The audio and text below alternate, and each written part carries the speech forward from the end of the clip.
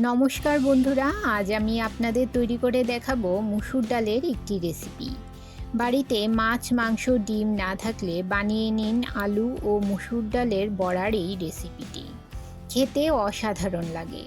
আশা করি আজকের রেসিপি সবার ভালো লাগবে। নতুন বন্ধুদের স্বাগত জানাই, আর পুরনো বন্ধুদের পাশে থাকার জন্য অসংখ্য ধন্যবাদ জানিয়ে শুরু করছি আজকের রেসিপি। এখানে নিয়েছি হাফ কাপ পরিমাণ মুসুর ডাল। ভালো করে ধুয়ে নিয়ে 1 ঘন্টা জলে ভিজিয়ে রেখেছিলাম। আর নিয়েছি দুটো মিডিয়াম সাইজের আলু, খোসা ছাড়িয়ে ধুয়ে এভাবে ডুমো ডুমো করে কেটে নিয়েছি। এবারে মুসুর ডালের পেস্ট তৈরি করে নেব। একটা মিক্সি জার নিয়ে দিয়ে দিলাম মুসুর ডালগুলো। জল ছাড়া মুসুর ডাল পেস্ট করে নেব। জল দিয়ে পেস্ট করলে মুসুর ডালের পেস্টটা পাতলা হয়ে যাবে। মুসুর ডাল পেস্ট করা হলে পেস্টটা একটা পাত্রে নিয়ে নিলাম। এতে দিয়ে দেব হাফ চামচ আদা বাটা, হাফ চামচ রসুন বাটা, 1 চামচ লাল লঙ্কার গুঁড়ো, 1 চামচ ধনে গুঁড়ো, 1 চামচ জিরে গুঁড়ো ও হাফ চামচ নুন। সমস্ত কিছু ডালের সঙ্গে ভালো করে মিশিয়ে নেব। আমার চ্যানেলে নতুন বন্ধু হয়ে থাকলে চ্যানেলটি সাবস্ক্রাইব করে পাশে থাকা বেল আইকনটি প্রেস করুন আর নোটিফিকেশন অল করুন পরবর্তী ভিডিওর আপডেট পেতে।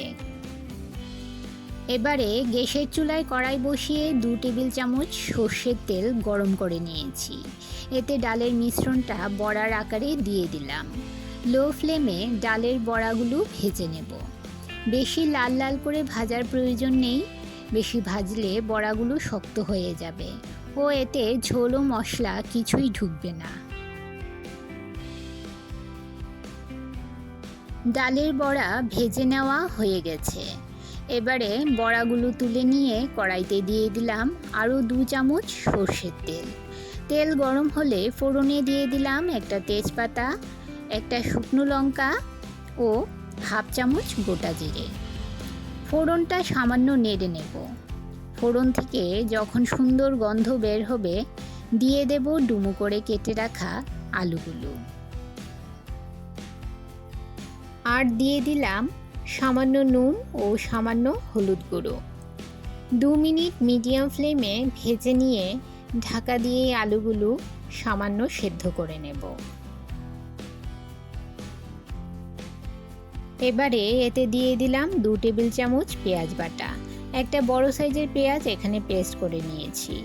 আর দিয়ে দিলাম 1 চামচ কাঁচা লঙ্কা বাটা, 1 চামচ রসুন বাটা, 1 চামচ আদা বাটা।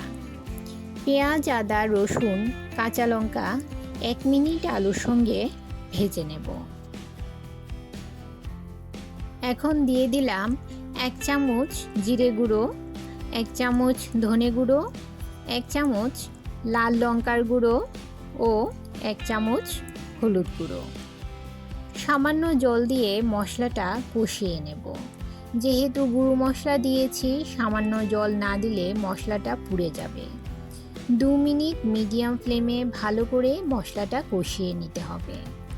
বন্ধুরা, রেসিপিটি ভালো লাগলে অবশ্যই একটা লাইক করবেন আর ছোট্ট একটা কমেন্ট করে দেবেন। নতুন বন্ধুরা আপনারা 24 ঘন্টা অপেক্ষা করবেন। 24 ঘন্টা পর আমি আসব আপনার চ্যানেলটি ভিজিট করে আপনার পরিবারের সদস্য হওয়ার জন্য। এবারে এতে দিয়ে দিলাম পরিমাণ মতো গরম জল। জলের পরিমাণটা একটু বেশি দিলাম, কারণ আলু ও ডালের বড়া অনেকটা জল টেনে নেবে, তাই জলের পরিমাণটাই একটু বেশি দিতে হবে। ঠান্ডা জল ব্যবহার করবেন না, ঠান্ডা জল দিলে তরকারির স্বাদ নষ্ট হয়ে যাবে। আর দিয়ে দিলাম স্বাদ মতো নুন ও ভেজে রাখা ডালের বড়াগুলো। ঝোলের সঙ্গে মিশিয়ে নিয়ে ঢাকা দিয়ে রান্না করে নেব 5 মিনিট। 5 মিনিট পর ঢাকা সরিয়ে চেক করে নিলাম আলুগুলো সেদ্ধ হয়েছে কিনা। দেখুন আলুগুলো সেদ্ধ হয়ে গেছে। আমার রান্না প্রায় শেষের দিকে। এবারে দিয়ে দিলাম 1 চামচ গরম মশলা গুঁড়ো ও ঝোলের সঙ্গে ভালো করে মিশিয়ে নিয়ে গ্যাসের ফ্লেম বন্ধ করে দেব। আর ঢাকা দিয়ে 1 মিনিট রেখে দেব স্ট্যান্ডিং টাইম। তৈরি হয়ে গেল বাঙালির পছন্দের ডালের বড়ার রেসিপি। যা গরম ভাতের সঙ্গে খেতে অসাধারণ লাগে। আজ এই পর্যন্তই, আবার দেখা হবে আরেকটি নতুন ভিডিওতে। সবাই ভালো থাকবেন।